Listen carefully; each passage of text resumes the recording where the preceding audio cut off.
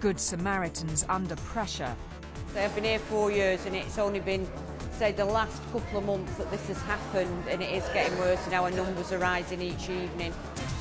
And those who just want a place to call home. Hope that they've got a place for me. That's all I want. Just to go to bed and knowing I'm going to be safe. I don't have to go back out in the streets again. I mean, I can lock my front door and say this is fine. Good evening and welcome to the Tonight programme. We're just 3 weeks away from Christmas, but as many of us look forward to the festive break, thousands of families will wake up on Christmas morning in temporary accommodation. The government says it's invested millions and house building is on the increase, but the number of people losing their homes and asking for help is still rising. In tonight's programme, we investigate what life is really like for people in Britain with no place to call home.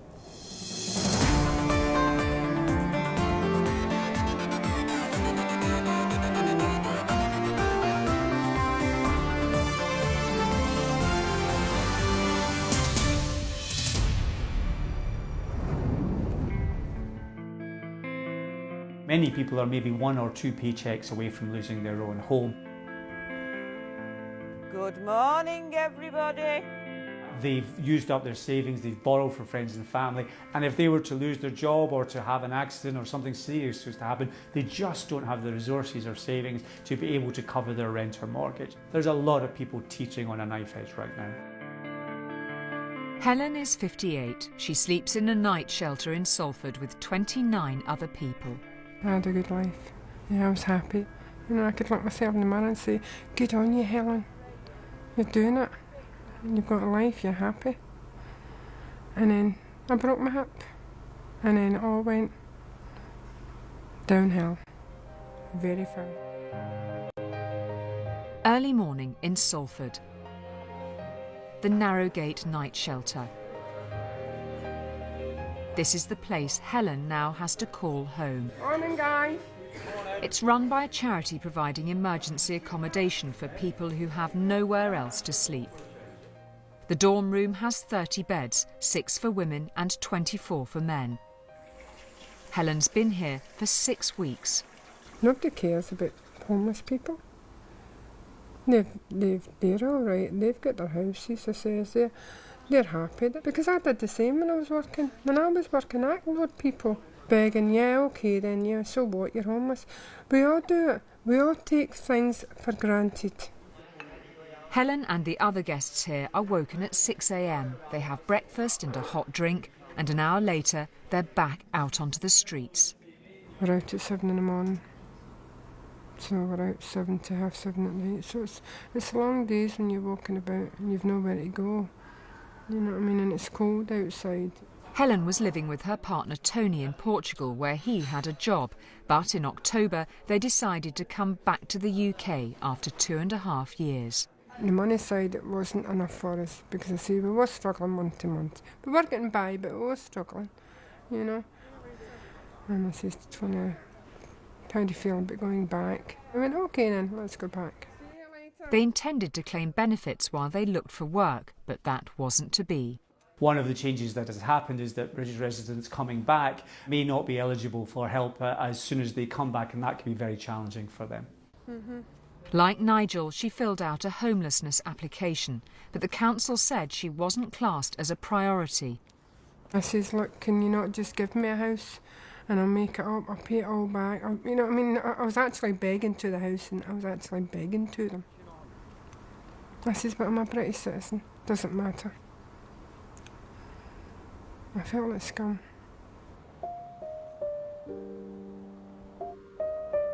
Helen says she's not in the best of health, but that she didn't want to be a burden to her family, so she felt she had little choice but to sleep on the street. So we had to find our own wee place. Tony used to get newspapers and fill in the gaps so the draft wouldn't come in, and we huddled up at night trying to keep ourselves warm, you know. And you do get cold. The cold does come into you. It comes into your body and your bones, and it really does hurt. People used to be so cruel. We had one person was going to pee on us one night, And Tony moved them on with another person who actually spat on us. It was very cold and very frightening. I just cried myself to sleep. You know, I just cried and cried. I just fell asleep. But Tony was most awake all night. Today, Helen has come to the Windsor drop-in centre for some advice after she struggled to pick up a prescription for her regular medication. Because you're homeless and you're not in receipt of benefits, they're not actually allowed to fill your prescriptions. You can make an application under the low income scheme using an HC1 form. If you get that from the pharmacy, then you can apply for free prescriptions. Okay. Thank you very much. Thank you. The pharmacy isn't far from the centre, Thanks, guys. but this is just another obstacle that Helen has to overcome. When you come into almost pensionable age, I should think that this situation would be the last thing that you ever contemplated would be happening to you. And I could imagine it's just driven into her like a truck, really. And we're just trying to do all we can to stabilise the situation for her and get her thinking straight again so she can engage again. I try and not get too stressed out. You know, I've got to keep going every day and try and do the best I can. Salford City Council told us it had met all of its legal duties according to the information they received from Helen at the time. They say they'd not been made aware of her medical needs. However, they have given her advice and assistance, and they're happy to speak to her again about her situation. People are quite often attracted to cities and rough sleep, and we don't want people to be living destitute. 100 million is going to put interventions in to be looking after rough sleepers and supporting really proactive charities. It's a step in the right direction, but many still slip through the net. Coffee4Craig was set up by Fee and Risha in memory of her brother who died last year while living on the streets. They tried to help those sleeping rough. It started as me putting on Facebook, if you see someone who's homeless, just give them a coffee and say it's from Craig. And then before we knew it, people were wanting to give us things, they wanted to help, volunteers wanted to come and do stuff, so we started a static street kitchen 3 times a week in Piccadilly. Since Christmas last year, Fee and Risha have brought food onto the streets of Manchester to feed those in need. Coffee4Craig are available 24 hours a day, providing a lifeline when other organisations and charities are closed. What we'll tend to do is just pay a couple of nights in a B&B to make sure they've got a roof over their head. And from there, then we'll signpost them into charities that can then work with them far, far better than we ever could. And then we'll continue to work with them as well and offer them the bits of support that we can offer that the charities can't offer. John is a Sunday night regular for Fee and Risha. He's facing his second Christmas on the streets. I quit my job. I was a police sergeant for Northumbria Police. I just couldn't handle it anymore. And I thought, well, it's time to walk before I get pushed. Because I was drinking heavily. I ended up walking out onto the streets. I hoped someone would help me, but it didn't happen. Sometimes you just get that odd person that just makes you cry, and most times we'll go home and cry at night. It is really heartbreaking. Some people's stories, it's horrible. The things that people have to go through, and that's why we're here. It's amazing. It really is amazing. It's so kind and so generous of them. It's something that I didn't think I'd find.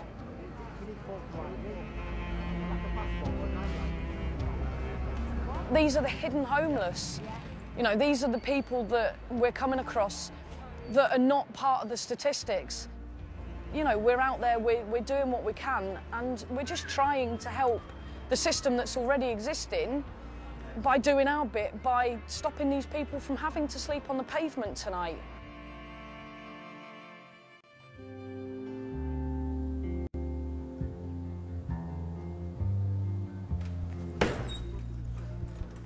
Good evening. It's 7:30 and the doors to Narrowgate shelter are open. Good evening, Helen. After another day out in the cold, Helen knows that at least she has a safe bed and a hot meal here. It's very rewarding when they come in and they're cold and they're hungry. You know, that they can sit there and we can chat with them, and if we can help them with any other services, we do our best to try and help them. But Narrowgate is the only night shelter left in Greater Manchester, and they're feeling the pressure. 5, 6, 7, 8, 9, 30, 31. Fee, we've got 31 in, and as you know, we've only got 30 beds. Tonight, Fee and Risha from Coffee4Craig have brought in a vulnerable man who needs a bed, but accepting him would push Lynn over her numbers. See, I'm wondering whether we need to give him a lift down to A&E. Right, well, we'll have a chat with him. But a man who's already on the list has a suspected broken ankle, and as Lynn and Fee work together so often, they quickly find a solution. We're going to take him down to A&E. Right. And then if we can leave the gentleman that we brought in with you tonight. So it's a case of a bit of a swap, really. You see to the gentleman that's broke his leg, and we'll accommodate the guy. Tonight, no one goes without a bed, but as the numbers of homeless people keep rising, they're feeling the strain. I've been here 4 years, and it's only been, say, the last couple of months that this has happened, and it is getting worse, and our numbers are rising each evening. Back at Narrowgate, it's time to go through to the dormitory for lights out at 10 o'clock. See you in the morning, guys. It's likely that Helen will still be here at Christmas. I just hope it's a bit better news in January, and hope that they'll help me. Hope that they've got a place for me. That's all I want, you know, and just to go to bed and knowing I'm going to be safe, and knowing that I don't have to go back out in the streets again.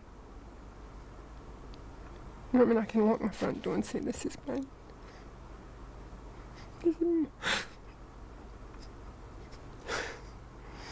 This is my own house.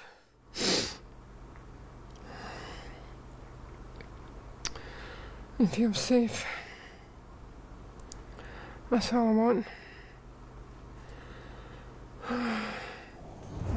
For more on homelessness in Britain, please visit our website at itv.com/tonight. In the meantime, though, good evening and thanks for watching.